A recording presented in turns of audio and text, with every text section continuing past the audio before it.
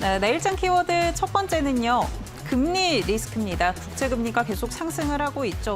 레드라인에 근접을 했는데요. 이에 따라서 시장 하방 압력을 받아가고 있고요. 또 금리 상승에 대한 우려도 자극하고 있습니다. 관련한 이야기 파트너님과 같이 한번 나눠보도록 하겠고요. 다음 키워드 체크해 보겠습니다. 이틀 남은 이벤트들이 꽤 많습니다. 21일 여러 가지 이벤트들 앞두고 있는데요. 우선 엔비디아의 실적 발표 있고요. 또 FOMC 의사록도 공개가 됩니다. 또 국내에서 가장 주목하고 있는 부분은 역시나 삼성전자 총파업과 관련된 부분이 아닐까 싶은데 파트너님과 함께 이 부분도 같이 이야기 나눠보도록 하겠습니다. 네, 첫 번째 키워드 금리 리스크부터 살펴보도록 하겠습니다.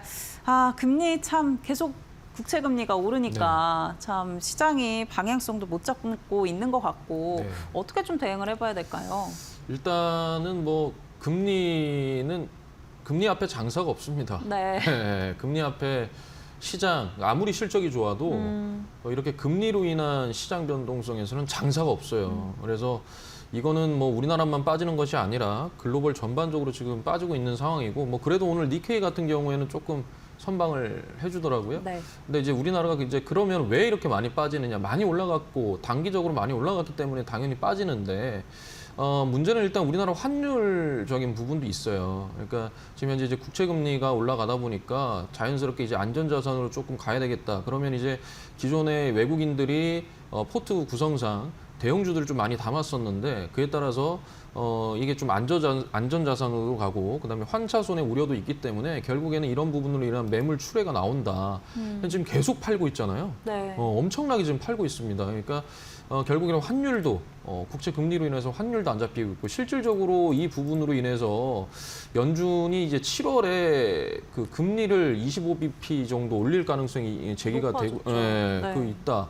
뭐 패드워치 같은 거 좀 보면 이게 이제 시간이 지나면 지날수록 금리 인상에 대한 그 퍼센티지가 계속 높아지고 있습니다. 그러니까 지금 어찌됐든 전쟁으로 인한 이 유가가 단기간에 끝났으면은 괜찮았어요. 우리가 처음에는 예전에 웃으면서 맞아요. 막 했을 때만 해도 네. 전쟁 한 달 정도면은 괜찮지 않을까 했는데 이게 이렇게까지 또 걸릴지도 모르고 또 이게 또 휴전이 아니라 다시 한번 또 트럼프 대통령이 공격할 의사가 있다 막 이런 식으로 또 얘기가 나와서 주변국들이 말리지 않았습니까? 말리면서 어느 정도 또 됐는데 그러니까 이게 이제 유가가 또 100달러를 계속 상회하고 있고 결국 이 유가 부담이 인플레이션으로 자극을 하고 그에 따라서 이것이 이제 금리 인상에 대한 부분으로 이제 간다라는 거거든요. 그러니까 이게 단발성으로 전쟁이 끝났으면 되는 건데 지금 계속적으로 지금 가고 있기 때문에 아마 상당수 이 유가가 한 번에 70달러 밑으로 빠지진 않습니다. 그러니까 어느 정도 길이 상당수 걸리기 때문에 그 전까지는 물가적인 부분은 갈 수밖에 없습니다. PPI가 결국에 상승하게 되면은 뭐 제품이나 상품값이 당연히 올라가게 되는 것이고, 그러면 그게 이제 물가가 결국 소비자들한테는 부담으로 작용할 수밖에 없는 거거든요. 그래서 우리가 이제 내일 금리 리스크는 일단 당분간 계속적으로 진행이 될 거기 때문에 조금 조심히 좀 움직여야 된다라고 말씀을 좀 드리고 싶습니다. 지정학적 리스크가 아직까지 해소가 안 되고 있다 보니까 유가가 뭐 계속 움직임이 나오고 있는 상황이고요. 또 사실 이제 글로벌 단에서 보자면 6월에 유가 해결이 안 되면 정상화되는데 오래 걸린다고 맞습니다. 이야기가 나왔잖아요. 그만큼 파트너님께서는 금리 리스크 계속해서 주시해봐야 된다. 좀 조심할 필요가 있다라고 이야기해 주신 것 같습니다. 두 번째 키워드 살펴보면요. 목요일 굉장히 바쁩니다. 네. 네. 바빠요. 네, 그 가운데 또 어떤 거에 집중을 해봐야 될까요? 일단은 뭐 엔비디아는 엔비디아고요. 당연히 실적이 좋을 거라고 생각합니다. 저는 뭐 엔비디아는 원래 계속적으로 지금 실적이 우상향. 뭐 삼성전자랑 SK하이닉스가 영업이익이 그 정도로 나오면 뭐 엔비디아는 오죽하겠습니까? 없어서 못 판다는데요, 그죠?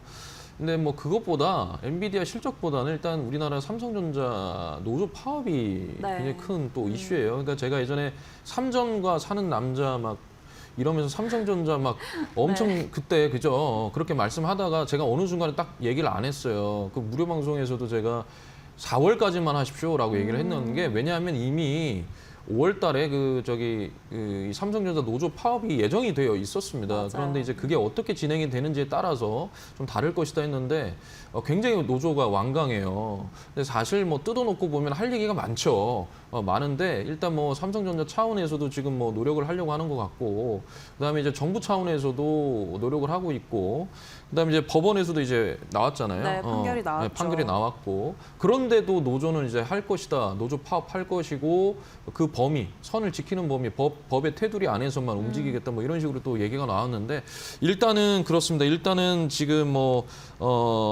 지금 계속 오늘 7시죠. 오늘 오후 7시까지 지금 계속 얘기를 하고 있어요. 근데 이게 또 만약에 되지 않으면 내일 또 회의를 합니다. 근데 만약에 내일 안 되면 진짜 총파업이 다음 날이에요.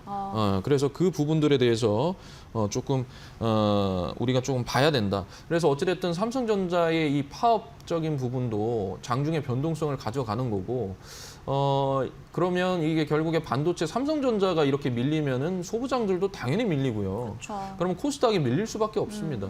그래서 코스닥이 현재 1200선이 저항인데 계속 밀리고 있죠. 그럼 저기를 뚫으려면 1200선을 뚫으려면 뭐 당연히 거래대금 수급이 붙어야 되는 건 당연하고, 반도체에 일단 호재가 있어야 돼요. 네. 그리고 금리적인 부분이 좀 어느 정도 완화가 돼야 됩니다. 그러지 않고서는 변동성 계속 가져갈 수밖에 없다. 그래서 5월이 원래 좀 힘든 장이잖아요. 근데 더 힘들어졌어요, 금리 때문에. 그래서 아무튼 여러분들께서 이제 내일 시장 바라보실 때 좀 더 냉철하게 바라보셔야 됩니다. 지금 뭐 저점이라는 게 없어요, 지금. 어디가 저점인지 모릅니다. 네.